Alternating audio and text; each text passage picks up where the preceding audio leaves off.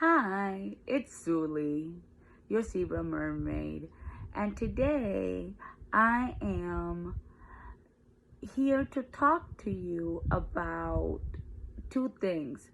Well, number one, July is Disability Pride Month. For those of you that didn't know, I didn't know myself, and I'm excited to find out that in 2022 we do have a month for disability pride, meaning that we are pushing into telling people it's okay to be different, be proud of yourself even if you're different. Some of us, we don't have control over our disabilities. It's something that like in my case, I was born this way, or disabilities could be visible or invisible, and it could range from a lot of things, physically to mentally. And I really want to say that I am happy that we are in a time and era where, hey, let's be proud of being different. Let's be proud of our disability and learn to own it and manage it to our best of our abilities. However, even though we're progressing so much in 2022, having a Disability Pride Month, in some aspects, we still have a long way to go. Like topic number two, our topic today is toxic work environment. And I wanted to touch base on that because I'm gonna tell you my story first, and then tell you what I found out today that made me want to do this video. So, back in 2019, I had to resign from my teaching career due to getting to a point where I couldn't take it anymore. I loved my students, but I had to do what was best for them, on top of I couldn't take working in an environment where clearly didn't want me anymore, just because I had had a couple of leaves of absence. And even though FMLA protected me, and even though they didn't want to fire me, they wanted me to resign or find a way to get me out of there, because comments were made like, "Oh, Miss Cordova, you're always in pain. Why don't you apply for disability?" Or, "Oh, Miss Cordova, you're always getting hurt. Why don't you, or we need to put you in a plastic bubble, Miss Cordova." Instead of, "Miss Cordova, how can we help you so that you're not always getting hurt? How can we help you so that you don't have to call out so often?" And work a plan with me. Maybe if they would have allowed me to use my mobility aids when my ankles would dislocate, instead of making me go up and down stairs and have another teachers do that, to take the students down to lunch and let me use the elevator.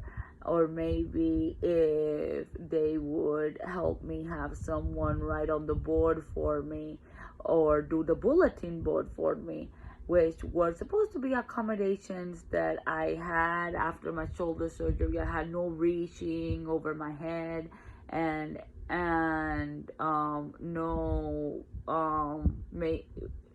carrying weight more than, I think, 10 pounds, and accommodations that were completely ignored. And even though on paper they were accepted, they never did went through with them. And so it made it really difficult for me, and I did it to my best of my ability, the best job that I could. My scores from the testing were always really good. My students and I had great rapport, and it was one of my hardest decisions to resign. But I was thinking about the students, and I just couldn't take passive aggressive comments anymore. It was to the point where I was feeling like I wasn't wanted there anymore. And it is really sad because I worked 6 years for the same company, almost 7. And it is really sad that after such a long time, that's how it ended. But, I look back at it and I wouldn't change being a teacher, despite it being really hard, because it taught me so much.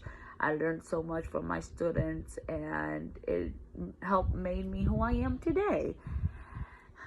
But it is quite unfortunate that there isn't more of a protection, because I did try to check if there was something I could do about the way that they treated me, and unfortunately, there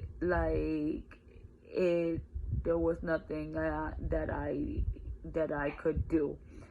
And that to me is frustrating, because I didn't resign because I wanted to. I resigned because I was pushed to. And that brings me to why I'm making this video today. Today I found out that a dear friend of mine, who I've known for a lot of years, and who has a professional relationship with me, because he is actually my doctor. I do believe that he has been the best doctor that I have ever had, because he cares about his patients, he cares about his job, he cares about being a decent human and not just seeing patients like paychecks, but he actually listens and takes care of his patients to the best of his ability. And that is because he knows what it's like, because he has a disability himself. And it is quite upsetting that such a good doctor is being pressured into not using a mobility aid that he needs. He's wheelchair bound right now, and he cannot walk. And his job keeps asking him, when are you going to stop using the wheelchair? When are you going to get better? And questions like that, were as if it was up to him. Hey, guess what? A doctor can be an amazing doctor still in a wheelchair. We even had a president once in a wheelchair. That doesn't make you less of a professional. It doesn't make you less capable of doing your job. On the contrary, it's a tool to make you be productive despite your disability, and it shouldn't be questioned. And it upsets me dearly, because it's something that I think that I had the fear of using my rollator, even though I had it before I resigned teaching. I had a fear of using my rollator walker, because I knew that whenever I took it to school, I was looked at differently.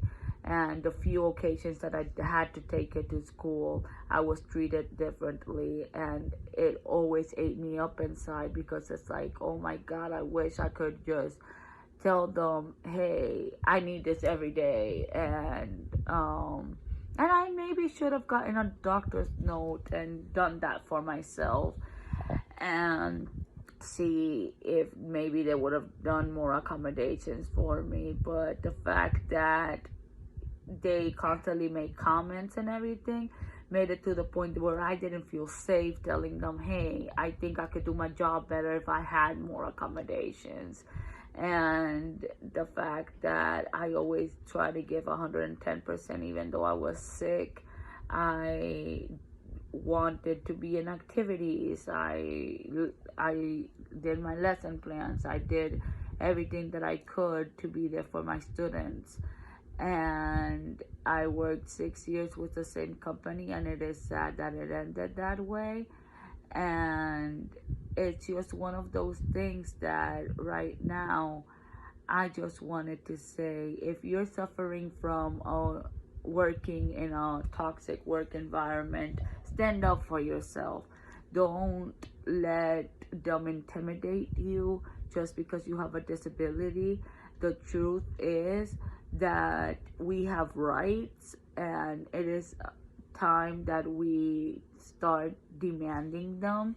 And if you need help maintaining your job, seek out vocational rehabilitation services.